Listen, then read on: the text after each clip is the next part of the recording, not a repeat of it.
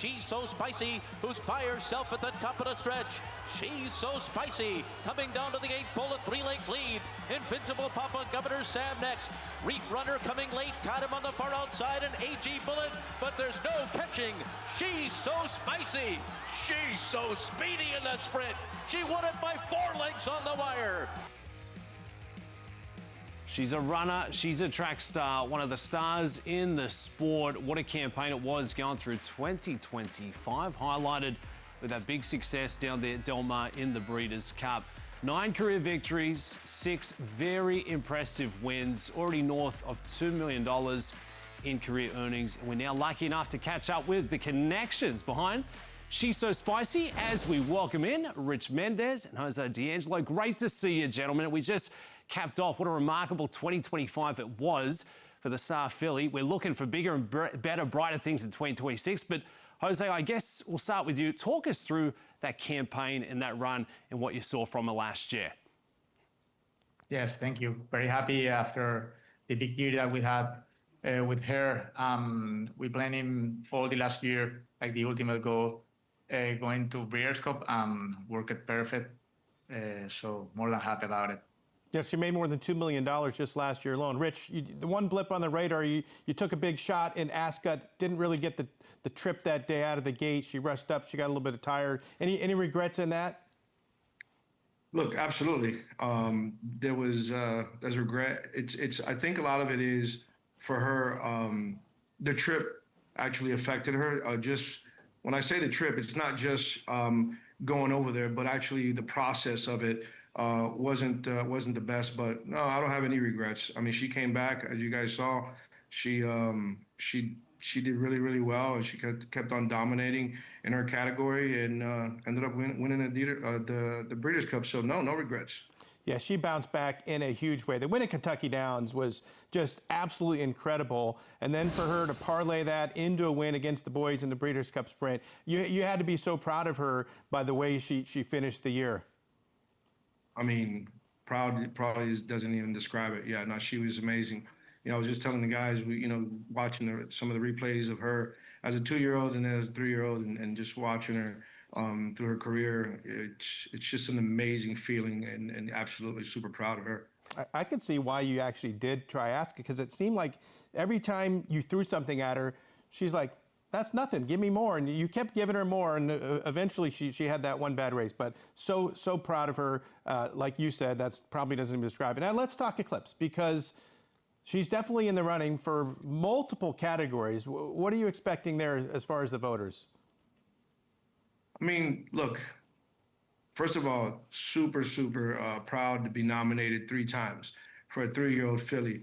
Look, I don't know if she's broken a lot of records. I don't know if this is one as well, but just happy to be in those, in mentions with some of those top horses in the country. So look, for me, I'd like to sweep it. I'd like to get all 3 of them. But if we walk away with one, it's a super proud moment, just to be able to have one. Jose, Rich, it's been a fantastic 2025. And I guess we'll find out on the 22nd of January, later this month, if she will take out the top honours there. But everyone wants to know where and when will she be racing again in 2026. So, Rich, without further ado, we could have brought the drum band in here. We would have got that lead up. But where will we see She's So Spicy next to the races? Well, I'd like Jose to kind of explain and announce it.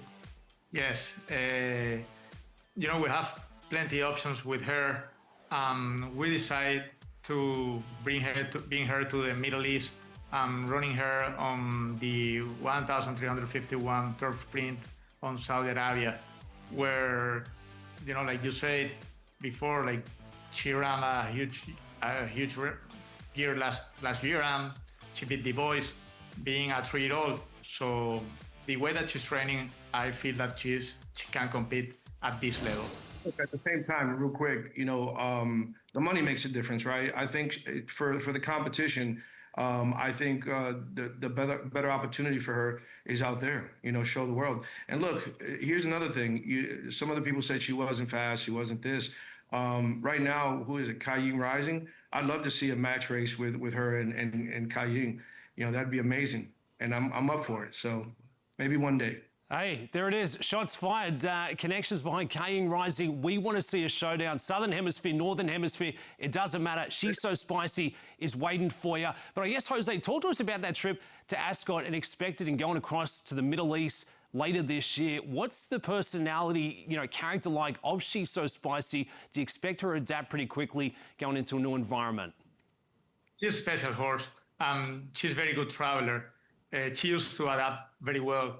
Like we said, after Ascot, everything was different with this trip because we had to go to France and from France to England, so it was a long way. But if you see her record, she went to Kentucky Downs without any problem. She went to Auckland and she ran a huge race, running second. Was her last time on there. She went to California, Churchill.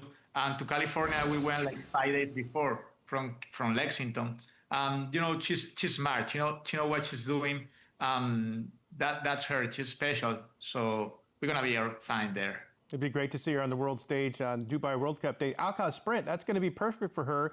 That's not a turn. That is just a straight dash down the track there at Medan. So that is going to be a good spot for her. Then you're going to pick. It's said to be determined. You could pick a spot out at Saratoga when you come back.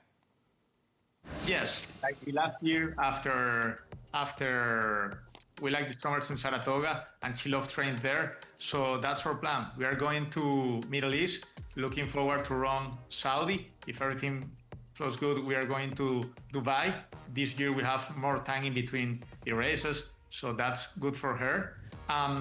We're back in Saratoga and we're gonna make plans from there. So, and it's the same route, right? Go to Saratoga. Hopefully from there, bounce to Kentucky Downs, and then to the Breeders' Cup.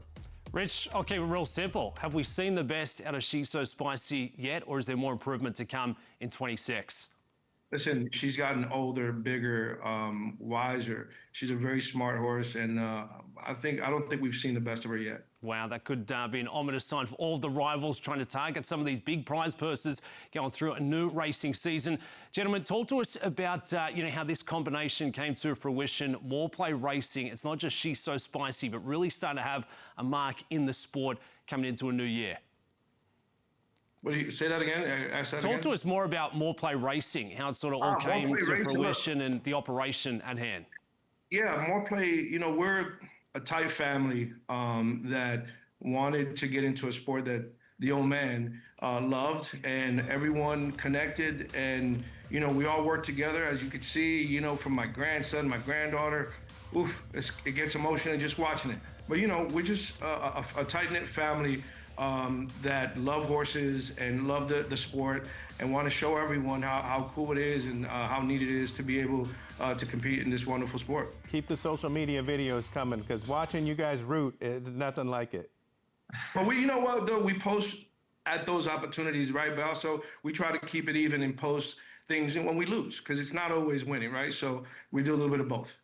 Rich, Jose, we appreciate making the time for us here on FanDuel TV. Very excited to watch out the season ahead for Shisospicy. Best of luck in 2026, gents. Thanks, guys. Appreciate it. Thanks, FanDuel.